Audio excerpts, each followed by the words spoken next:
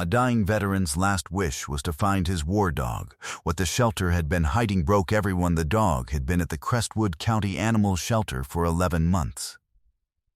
His intake card said, "Stray. Approximate age, 8. Behavior, unpredictable. Not suitable for families. Not suitable for children.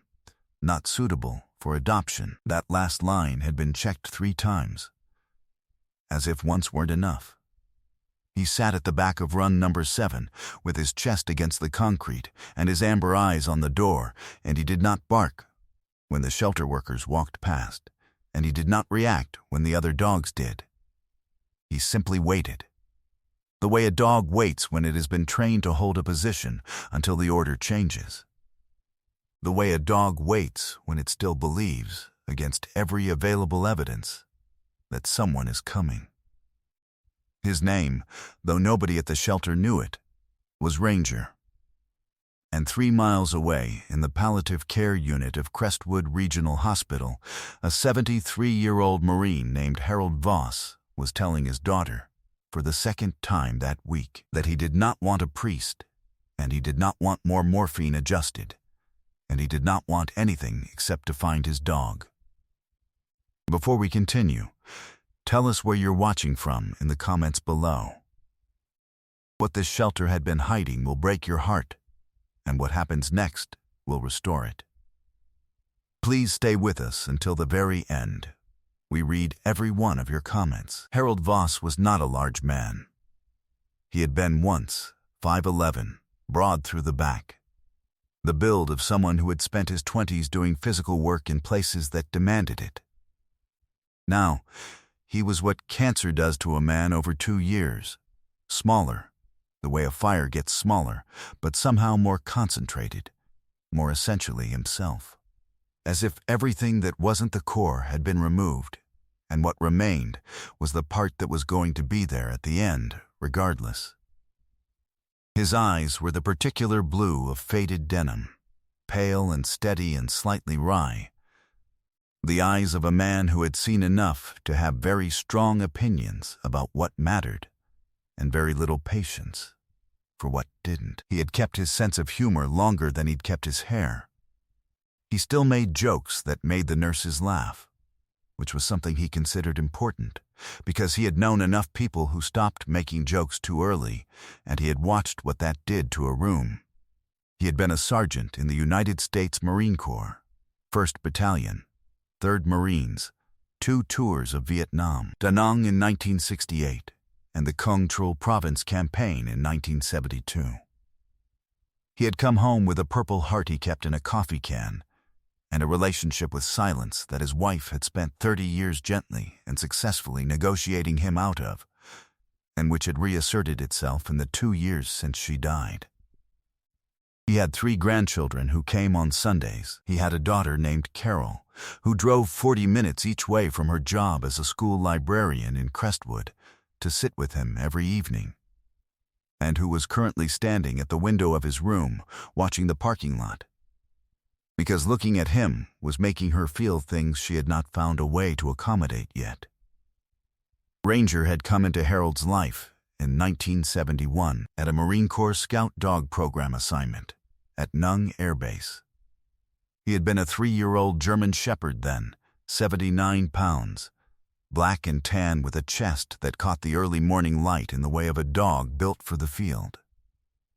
He and Harold had worked together for 14 months. Ranger found tunnel entrances, tracked personnel movement, and on one specific morning in November 1971, in the High Ven Pass, alerted to an ambush position 30 seconds before Harold's patrol would have walked into it.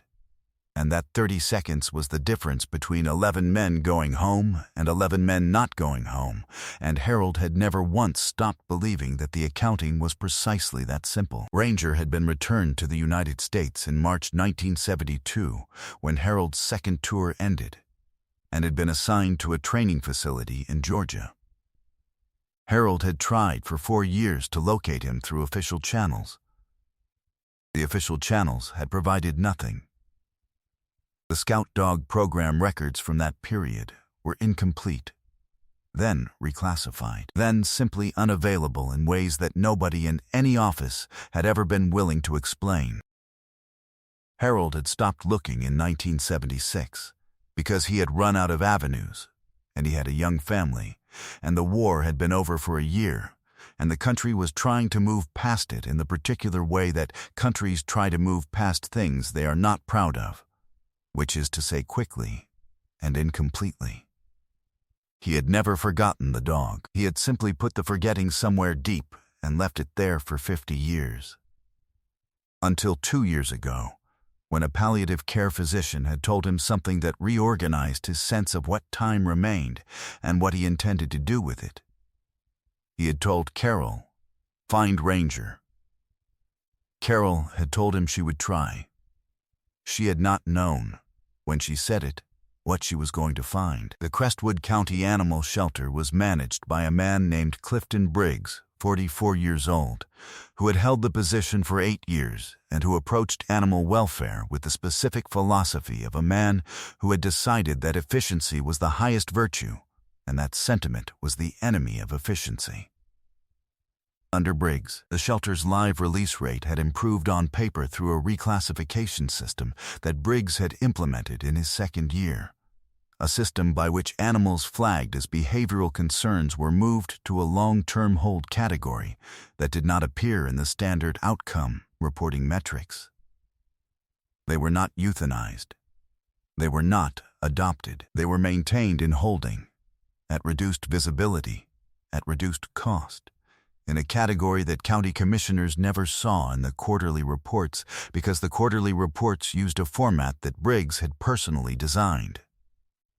This was how a German Shepherd who had done something remarkable could sit in run number 7 for 11 months and appear in the county's official record as a placeholder notation in a subcategory that the county's website did not display, and that the county's adoption coordinator, a well-meaning woman named Donna, had never been told existed. Ranger had arrived at the shelter as a surrender from an elderly man named George Finch, who had adopted him from a rescue organization in Georgia 6 years prior. George had been 81 when he surrendered him and had cried doing it, which had not moved Briggs, and had told the intake staff that the dog had a military background and needed an experienced handler, which had moved Briggs even less. George had died 3 months after surrendering Ranger, which Donna had learned from an obituary, and which she had thought about more than once when she passed run number 7 and felt the dog's amber eyes on her in the way that made the back of her neck do something she couldn't explain. She had flagged Ranger for adoption 3 times. Each time, Briggs had moved him back to the long-term behavioral hold. Each time, Briggs had cited the dog's unpredictability. Ranger had never once behaved unpredictably. He was the most precisely behaved animal Donna had ever worked with. He obeyed commands in ways that civilian shelter dogs do not obey commands. He held positions. He waited. He did not react to noise or chaos or the presence of strange animals. He reacted only to one thing: the east door of the shelter, which was the door that faced the parking lot, and which Ranger watched every morning with an attention so complete and so patient that Donna had come to feel, in the months she had been watching him watch it, that the dog was not simply waiting, but was certain.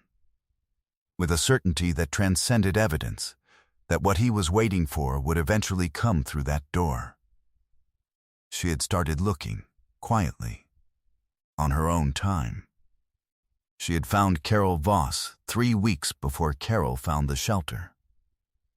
Marcus Holt was 37 years old and had retired from the Marine Corps 2 years ago as a gunnery sergeant after 14 years of service, including 2 deployments to Helmand Province and 1 to Fallujah that had given him the particular relationship with loud noises that veterans call hypervigilance, and that his daughter, who was 7, called Daddy jumping at things. He lived 20 minutes outside Crestwood in a house with 4 acres and a fence line that needed work, and a black lab named Duke who had been with him since the separation, and who was, at this moment, asleep on the porch in a patch of October sun, with the complete lack of self-consciousness of a dog that considers this to be its primary purpose.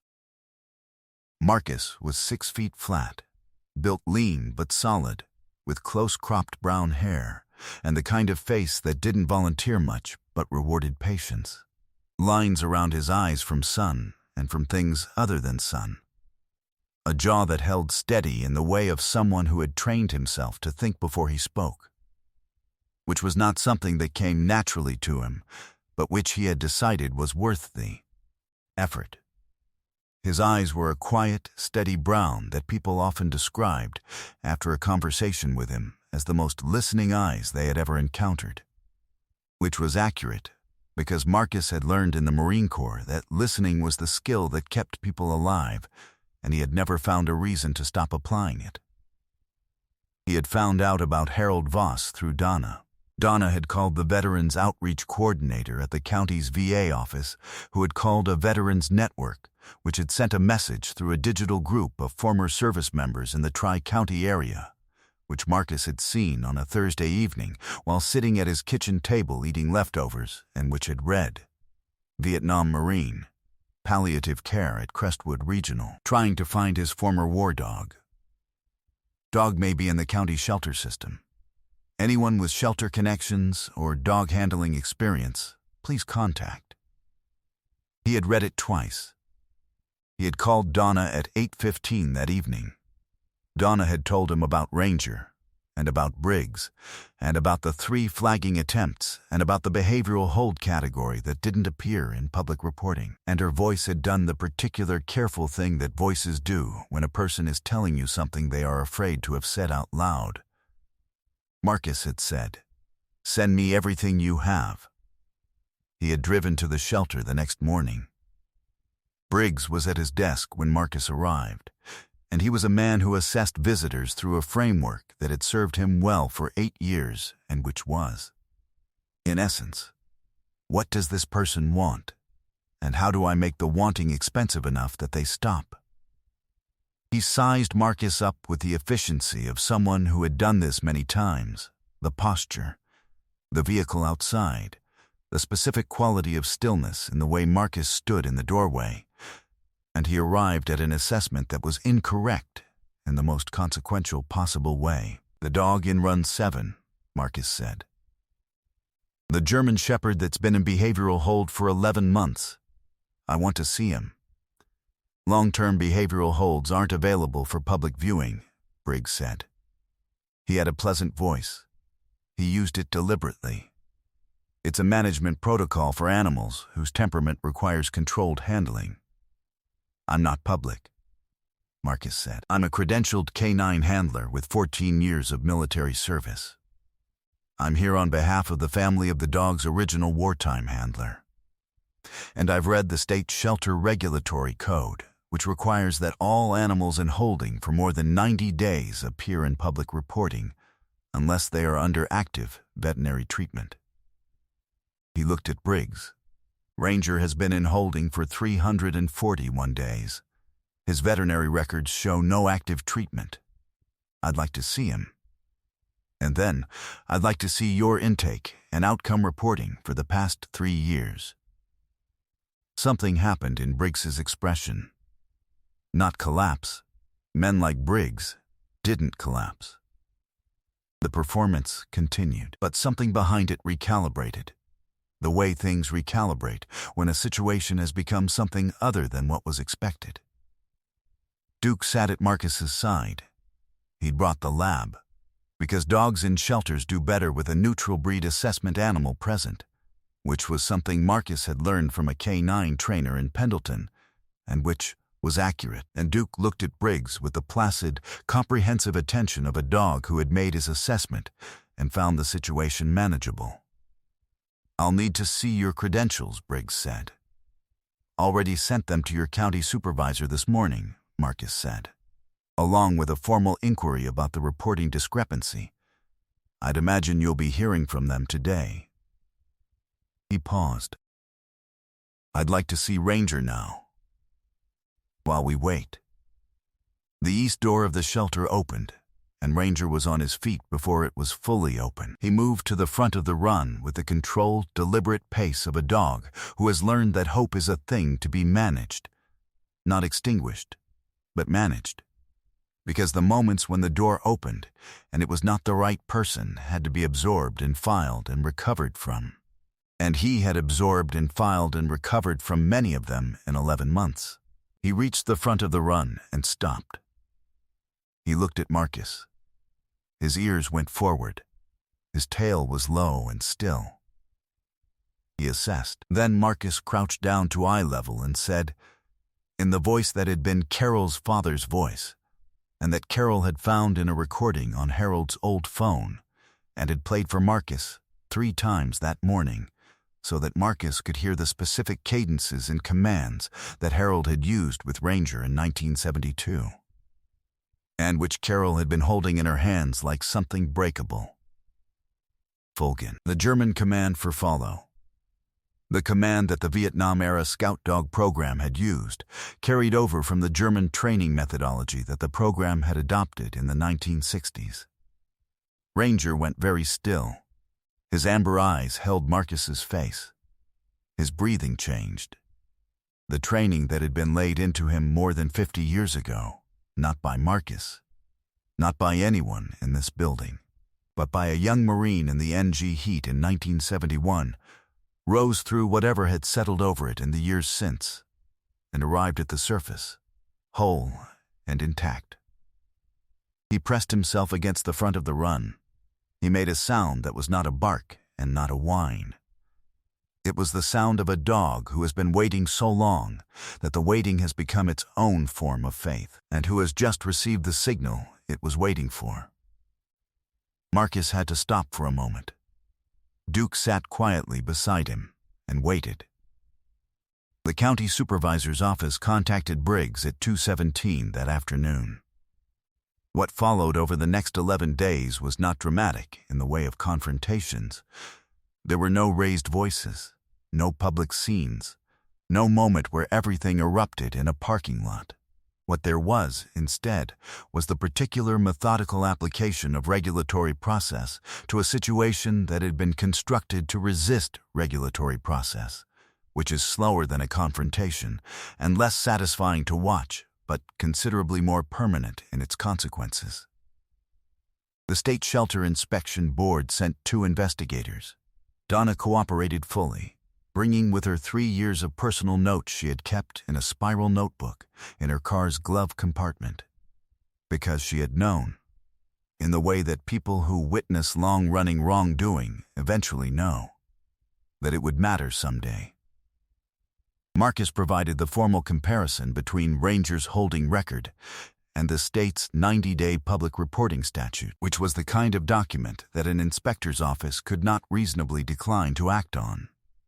The county supervisor, a woman named Patricia Oren, who had overseen Briggs's department for 6 of his 8 years, and who received this information with the expression of a person learning that something they had trusted was not trustworthy, initiated a formal review that morning and suspended Briggs from his duties pending its completion. The review documented 47 animals held in the undisclosed long-term behavioral category over 8 years. 19 of them were still in the facility. Briggs had not been euthanizing them.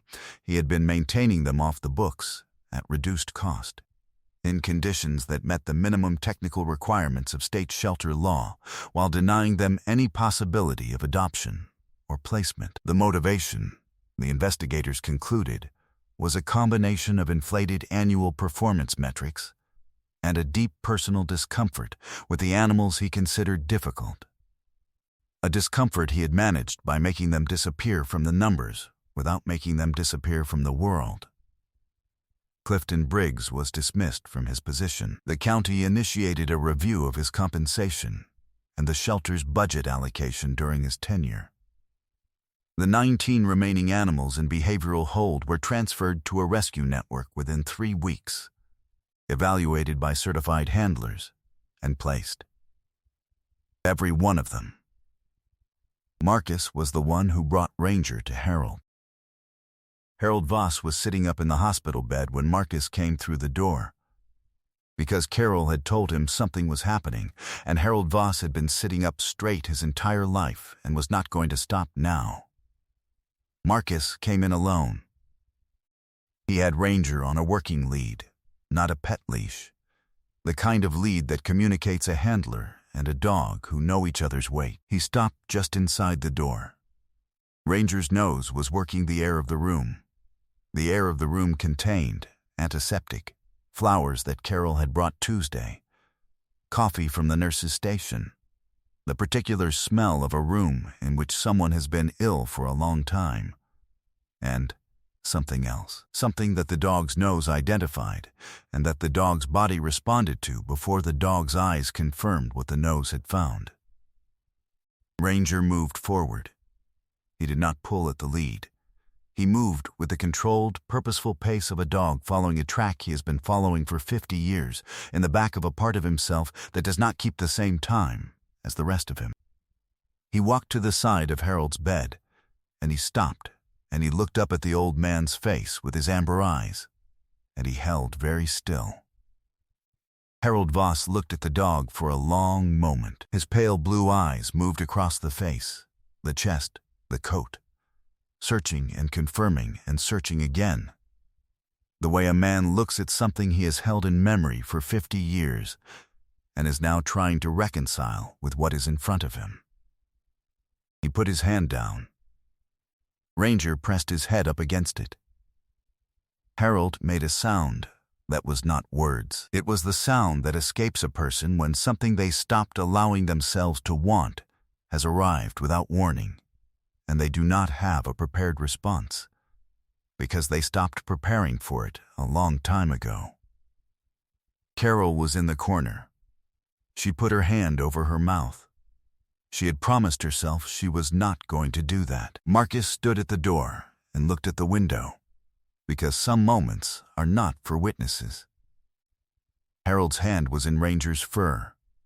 His eyes were closed.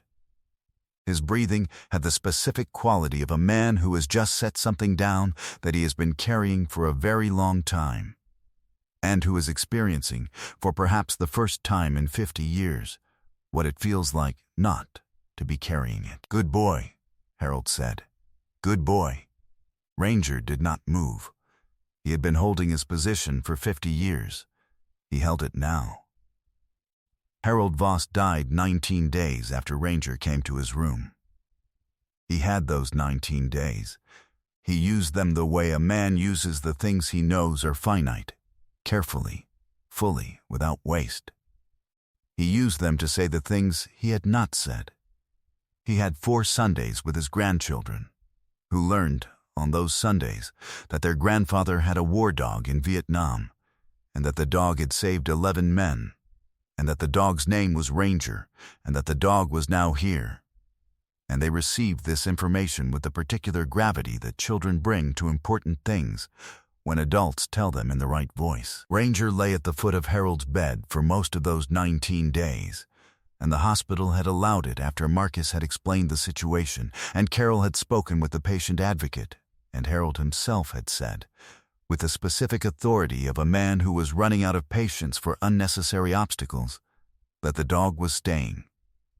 He died on a Tuesday morning in October. Carol was with him.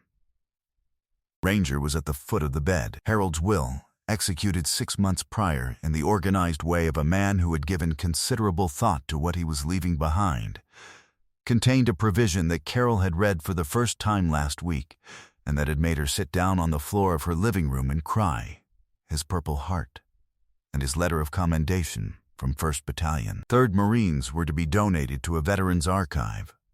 His house was to go to Carol, and Ranger, if found, was to be placed with a handler who had served, someone who would understand what the dog was and what the dog had given. Marcus Holt drove home from Crestwood Regional on a Tuesday afternoon in October, with Ranger in the passenger seat of his truck, nose working the outside air through 2 inches of open window, watching the road go by with the amber-eyed attention of a dog who has arrived somewhere and is beginning to understand that this is where he is going to stay. Duke was on the porch when they got home. He raised his head and looked at Ranger with the particular canine assessment that takes approximately 4 seconds and conveys considerable information. He put his head back down. Ranger stepped out of the truck. He looked at the 4 acres, the fence line, the pines at the back edge of the property. He looked at Marcus. Marcus looked back. "Home," Marcus said. It wasn't a command. It was a fact. Ranger's tail moved once, fully, with the complete and unhurried certainty of a dog who has found what he was waiting for and intends to make no performance of it. That was enough. Sometimes miracles do not arrive on schedule. Sometimes they sit in run number 7 for 341 days, waiting for the right door to open, holding a position that training established 50 years ago, because faithfulness does not expire, and love does not require a calendar to know how long it has been. Sometimes God does not answer a prayer in the season we believe we have earned it. He answers it in the season when the answer will mean what it was always meant to mean. When a young Marine's last 19 days are made complete by a weight in the fur of the dog beside him, and when a shelter's secret is uncovered not by force but by the patient work of the people who refused to stop looking.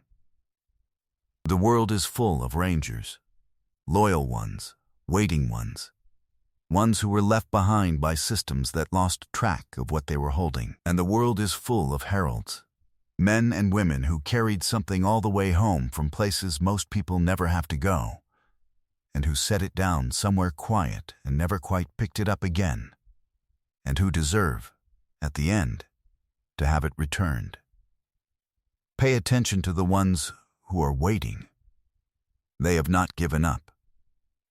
They are simply holding the position they were given, trusting that the command will come. If Harold and Ranger's story broke your heart and then put it back together, please share it with someone who needs to know that loyalty this deep still exists in the world. Leave a comment and tell us where you're watching from, and if you have ever searched for something you thought was lost and found it waiting for you. We want to hear that story. Your words may be the thing that carries someone else through today. If you believe in stories of sacrifice, faithfulness, and the grace of God working through ordinary people and extraordinary dogs, please subscribe to the channel so you never miss what comes next. May God bless you, protect your family, and remind you always that the things we love most have a way of finding us back.